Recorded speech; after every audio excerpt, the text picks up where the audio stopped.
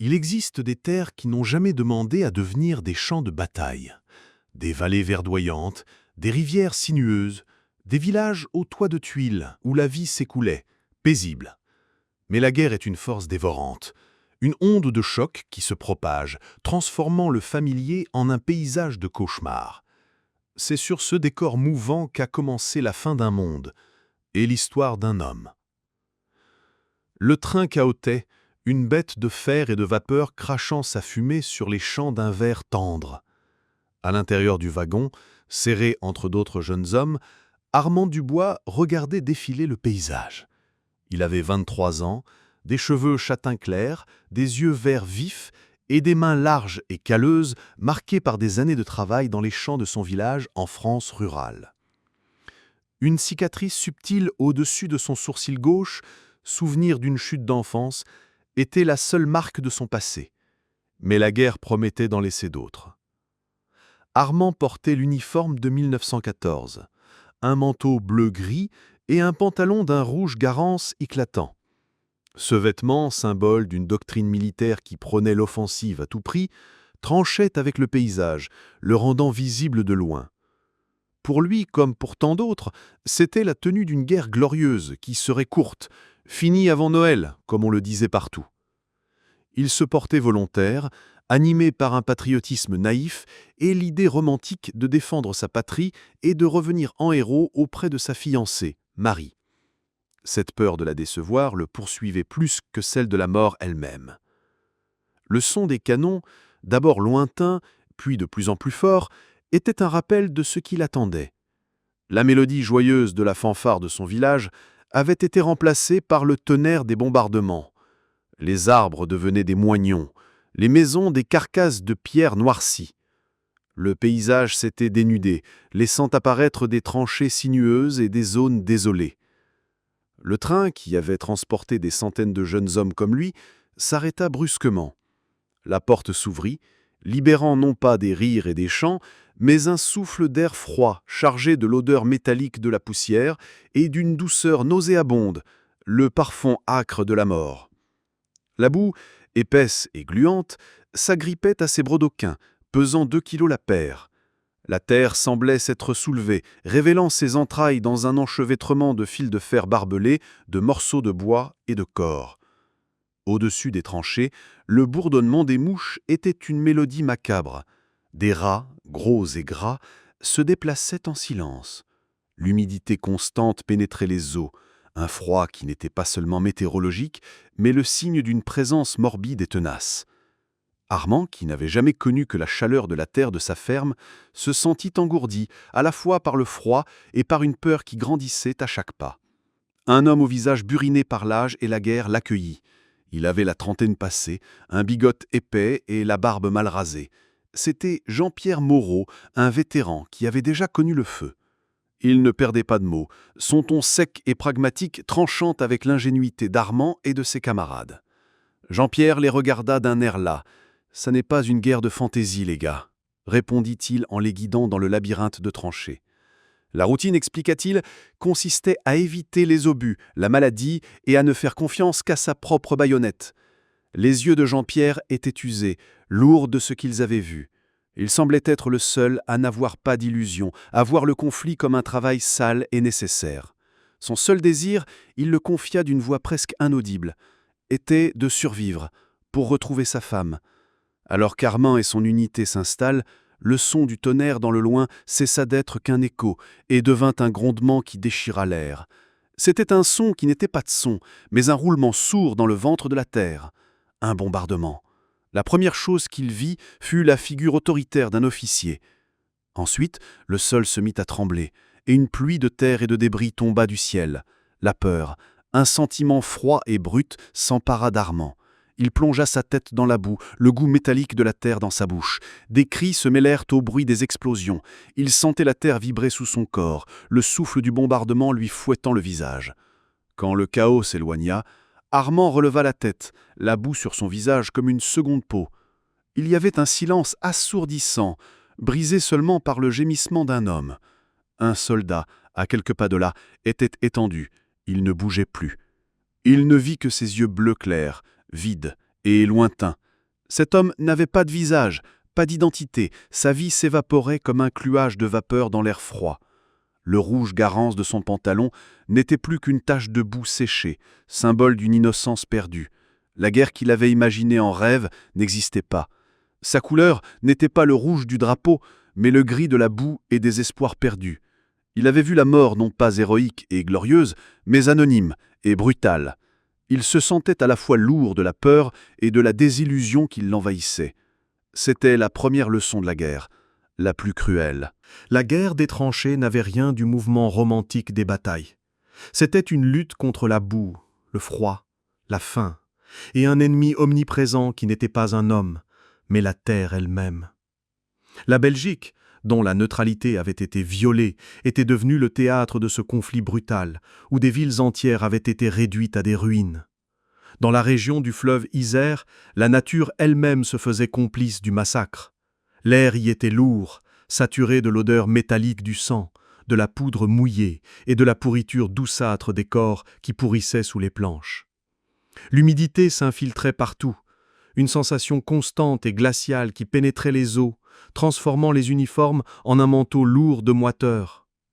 Le pantalon garance d'Armand, autrefois si vif, n'était plus qu'un souvenir délavé, maculé par la boue grise et les éclaboussures de ce qui restait des hommes. Le poids de son équipement, entre 20 et 40 kilos, se faisait sentir dans chaque pas lourd qu'il faisait, un fardeau mental autant que physique. La vie était un labyrinthe de tranchées sinueuses, un enfer de tunnels et de tunnels de liaison qui créaient un monde souterrain, humide et claustrophobique. La seule couleur qui restait était le gris-bleu des uniformes et le jaune pâle des bougies qui vacillaient dans le noir. Les rats étaient les véritables maîtres de cet univers, d'énormes créatures qui se déplaçaient sans bruit, leurs yeux noirs reflétant la lumière des explosions lointaines. Les soldats n'étaient plus que des morts insensibles, préoccupés seulement par leur propre survie. La solidarité, un luxe oublié. Un soir, Jean-Pierre s'approcha d'Armand. Il avait toujours l'air fatigué, ses yeux portant d'un poids que le jeune homme commençait à peine à comprendre. Il lui montra sa baïonnette, cet instrument pointu qui semblait ne servir qu'à l'assaut. « On s'en sert pour se battre, gamin, » lui dit-il, sa voix rauque, mais aussi pour vivre un peu. Il utilisa la baïonnette pour planter une bougie dans le mur de la tranchée. La petite flamme dansait, projetant des ombres étranges sur les visages fatigués. « Ils ne doivent pas m'oublier, n'est-ce pas ?» murmura-t-il. C'était un moment de fragilité humaine, un contraste brutal avec la brutalité de la guerre. La baïonnette, symbole de violence, devenait soudain un outil de connexion, un pont entre le monde qu'ils avaient laissé derrière eux et le cauchemar qu'ils vivaient. Dans la lumière tremblante de la bougie, Armand voyait un jeune homme, à peine 19 ans, le visage pâle et fragile, avec des lunettes à monture métallique qui étaient constamment embuées par l'humidité. C'était Émile Lefebvre, un étudiant parisien, frêle et chétif, qui contrastait avec la brutalité qui les entourait. Émile était gaucher, sa main gauche tenant un stylo pour écrire à sa mère et sa sœur des lettres pleines de poésie. « Ils ne doivent pas m'oublier », avait-il confié un jour, sa voix fragile et pleine d'espoir. Ses lunettes, un signe de sa vision intellectuelle et lointaine de la guerre, étaient une métaphore de son innocence. La nuit, il partait en patrouille dans le No Man's Land, cet espace désolé entre les deux lignes de front où les corps et les barbelés s'entremêlaient dans un chaos mortel. L'absence de lumière était compensée par les sons de la nuit, le sifflement du vent, le crissement des herbes sur leur uniforme et par-dessus tout, le son étouffé de leur propre respiration. Ils ne voyaient rien, mais entendaient tout. La terre, parsemée de carcasses et de cratères d'obus, était un terrain miné où chaque pas pouvait être le dernier. Ils trouvaient les corps de soldats, pris au piège par le fil de fer barbelé, leurs faces transformées par la mort, des faces qui n'étaient plus que des caricatures de l'humanité. La seule lumière était la lumière éclairante, qui transformait les ombres en monstres, révélant la vérité. Les ennemis morts n'étaient que des hommes. Un mortier tomba sans crier gare. Le son ne fut pas d'une explosion, mais un sifflement qui perça l'air, suivi d'un bruit sourd. C'était un son d'une violence muette. Quand les secousses de l'explosion s'estompèrent, Armand se releva, ses oreilles bourdonnantes. Émile était à quelques mètres, face contre terre. Sa vie s'éteignit dans un grognement faible et une dernière expiration. Armand rampa vers lui, son cœur battant à tout rompre. Il ne restait plus rien du visage, juste la boue. Il vit la main d'Émile, raide, et la petite paire de lunettes, brisée, qui reposait à côté d'elle. Dans un dernier geste d'amour, Émile avait tenté d'écrire une lettre pour sa famille, une page qui restait blanche, un symbole tragique d'une vie interrompue. La baïonnette d'Armand tremblait dans sa main, non pas de peur, mais de la rage impuissante de la douleur. Il comprit que sa douleur était la seule chose réelle dans cet univers de faux semblants. Après la mort d'Émile, un silence lourd s'installa, plus pesant que le bruit des obus. C'était le silence d'une désillusion profonde. Le régiment tout entier semblait avoir perdu son élan. Le moral des troupes s'était effondré, l'enthousiasme patriotique des premiers mois de guerre n'étant plus qu'un lointain souvenir.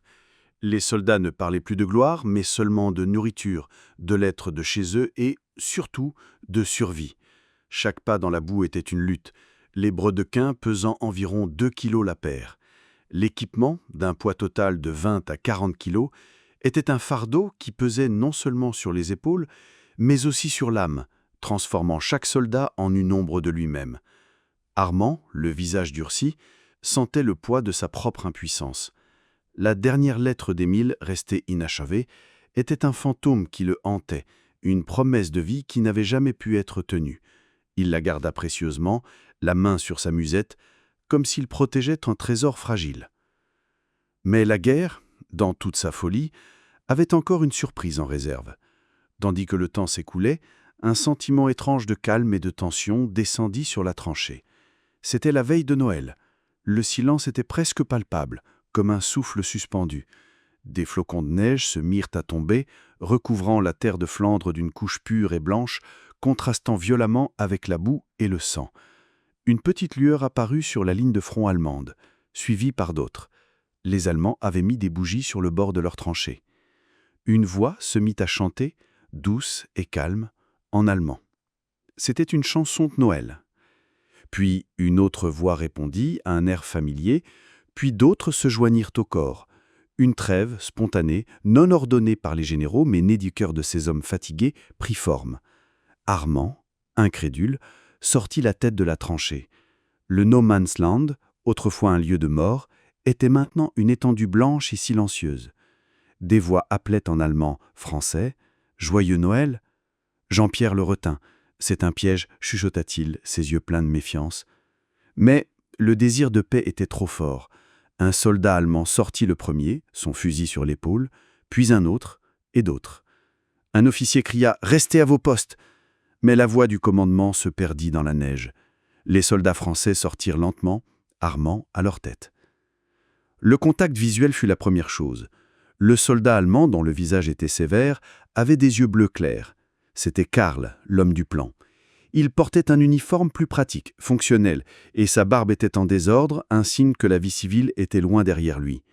Il tendit sa main à Armand, le regardant avec une expression de pure humanité. Armand, un instant hésitant, accepta sa poignée de main. Ils échangèrent du chocolat contre des cigares, un simple acte de paix qui disait tout. Karl murmura quelque chose en allemand. Il n'eut pas besoin de mots. Le message était clair. Les deux hommes, chacun dans sa langue, partageaient le même sentiment. Cette guerre n'était pas la leur, et ils étaient prisonniers de forces qui les dépassaient. Le moment le plus poignant arriva quand ils se mirent à enterrer les morts. Les corps qui étaient restés dans le No Man's Land pendant des semaines furent enfin retirés, dans un acte de respect partagé. Armand, son corps tremblant, retrouva le corps d'Émile. Il était là, un morceau d'innocence brisé, étendu dans la boue. Karl s'approcha et posa sa main sur l'épaule d'Armand. Ils le transportèrent ensemble, avec d'autres camarades français et allemands, et l'enterrèrent. Le silence qui régnait sur le No Man's Land, sous la lumière crépusculaire de décembre, n'était pas le silence de la peur, mais la paix d'un deuil collectif, une trêve de douleur et de compassion que les deux armées partagèrent en un moment d'humanité. Le matin du 26 décembre, l'illusion de la paix s'évanouit aussi vite qu'elle était venue. Un sifflement strident, suivi du tonnerre des canons, déchira l'air et les bombes recommencèrent à pleuvoir. La trêve était terminée, le front se réveillait avec une brutalité redoublée.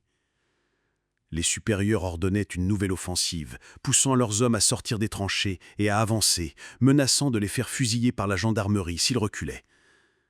La peur se mêlait à l'épuisement, le courage patriotique des premières semaines étant désormais remplacé par une détresse profonde.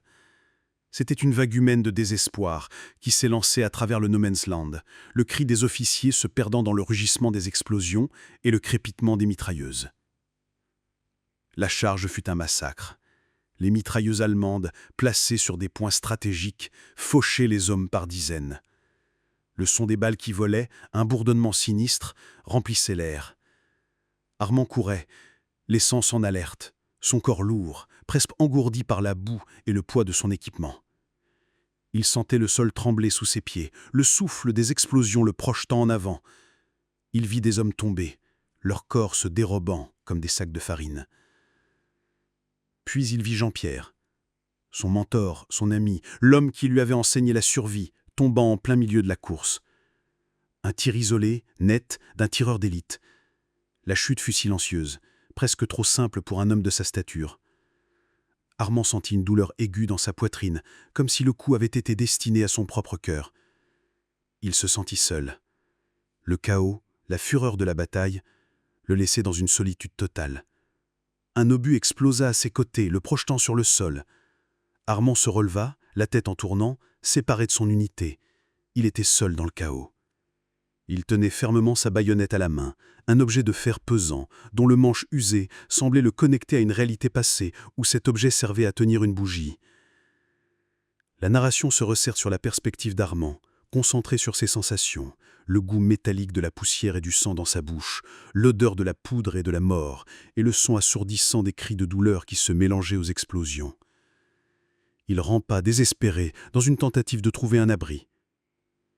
Dans le brouillard de la guerre, Armand vit une silhouette, un soldat ennemi. Le visage, malgré la saleté et la fatigue, lui était familier. C'était Karl, l'homme avec qui il avait partagé un morceau de chocolat et une poignée de main la nuit de Noël. Karl était à terre, son fusil perdu. Il venait juste de sortir des tranchées pour se rendre au champ de bataille. Un moment de pur choc traversa Armand. L'homme qu'il avait affronté et avec qui il avait partagé une trêve était sur le point de mourir. Le moment n'était pas un duel, ni une rencontre héroïque. Il y avait la peur, la tension et le bruit de la guerre. Les deux hommes se regardèrent, deux êtres humains pris au piège de cette folie. Il y avait plus de gloire, plus d'honneur, seulement deux âmes fatiguées. Les yeux de Karl étaient pleins de peur, mais aussi d'une acceptation sereine du destin. Armand sentit sa main se crisper sur sa baïonnette. Un seul de ses gestes pourrait changer le cours de l'histoire. Armand fit une chose inattendue. Il n'attaqua pas. Il n'esquiva pas. Il avança sur Karl. Un acte de sacrifice désespéré. Son dernier cours de vie. Il se refusa d'à mourir comme une simple statistique dans la boue. Il avait l'occasion de mourir en choisissant sa mort, au lieu de la subir. Il enfonça sa baïonnette dans la poitrine de Karl en un dernier acte de sacrifice et d'affirmation de soi. Au même moment, il fut battu par une balle. Il tomba dans le no man's land, la baïonnette dans le corps de Karl, l'acier rouillé, signature de son sacrifice. Le temps, qui avait ralenti au moment du dernier assaut, reprit son cours, inexorable. Sur les plaines de Flandre, le silence de la paix s'installa, remplaçant la fureur du combat par la quiétude de la terre. La zone de guerre, une fois ravagée et troublée, avait cicatrisé. Aujourd'hui, on y trouve des champs verdoyants, des jardins commémoratifs et des cimetières silencieux, où des rangées de croix blanches témoignent des vies qui se sont éteintes dans l'anonymat. Des années plus tard, une équipe d'archéologues travaillait sur un site près d'Ypres. Le son des pelles qui creusaient la terre humide résonnait dans les silences. Le sol belge, riche en histoire et en tragédie, était encore plein de secrets. Un des archéologues, en nettoyant la terre, s'arrêta. Il avait découvert un squelette, dont le crâne était enfoncé dans la boue. La vision était horrible, mais ce qui attira son attention était un détail qui échappait à la mort et au temps. Une baïonnette rouillée, toujours fichée dans les côtes d'un autre squelette. C'était un secret gelé dans le temps, la preuve physique d'une dernière lutte, d'une dernière histoire. La découverte de l'homme à la baïonnette rouillée est le point de départ d'une quête pour son identité. Le narrateur explique que de millions de vies ont été perdues, mais que cet homme, par son sacrifice, avait une histoire qui pouvait enfin être racontée. La recherche de documents de guerre, de journaux de soldats, de lettres et de fiches de recrutement devient un voyage dans le passé. Il s'agissait de se souvenir non seulement des grands noms de la guerre, mais aussi des millions d'histoires individuelles qui avaient été perdues dans la boue. Dans les archives, les historiens trouvent des lettres et des notes écrites par les soldats. L'une d'elles, trouvée dans une musette retrouvée sur le corps d'un autre soldat, se révèle être une correspondance de son camarade, Émile. La lettre, écrite à sa mère, est une confession des horreurs de la guerre et de la peur de la mort. Et au fond du sac, une autre lettre, non signée, mais avec des détails si intimes, racontait la vie d'un jeune homme, son amour pour sa fiancée et son idéal de guerre. Le narrateur révèle une phrase de la lettre. « Mon amour, Marie, j'espère que tu liras cette lettre et que tu me pardonneras pour tout ce que je n'ai pas pu faire pour toi. » La quête pour trouver le nom du soldat continue. Les chercheurs découvrent une autre lettre, écrite par le soldat Émile, qui raconte la mort d'un ami proche, un jeune homme de 23 ans. Le soldat décrit sa douleur après la mort de son ami et comment ils avaient partagé leurs espoirs et leurs peurs. Il révèle des détails sur l'homme, un jeune idéaliste de la campagne, qui était parti à la guerre avec un désir de gloire. Et à la fin, il mentionne son nom, Armand Dubois. Le mystère est résolu. L'homme à la baïonnette rouillée a enfin une identité, un nom, une histoire. Le narrateur termine en réfléchissant à la puissance de l'histoire et à la tragédie de la guerre. Il souligne que la guerre n'est pas seulement faite de batailles et de stratégies, mais aussi de l'humanité des soldats, de leur douleur et de leurs sacrifices. L'histoire d'Armand, un jeune homme qui était parti de chez lui avec des rêves de gloire, était la preuve que l'héroïsme ne se trouvait pas dans la victoire, mais dans le refus de l'oubli. La baïonnette rouillée, qui était autrefois un symbole de violence, est maintenant un mémorial de sa vie, de son sacrifice et de la légende qu'il a laissée derrière lui. Ce n'est pas seulement une histoire de guerre, c'est l'histoire d'un homme qui, même dans la mort, n'a jamais abandonné son honneur. Et c'est cette histoire, la sienne, qui sera racontée à jamais. La caméra s'éloigne, montrant la plaine de Flandre, paisible et sereine, et laissant l'auditeur avec une réflexion sur la mémoire, le sacrifice et le souvenir des vies perdues qui n'ont jamais été oubliées.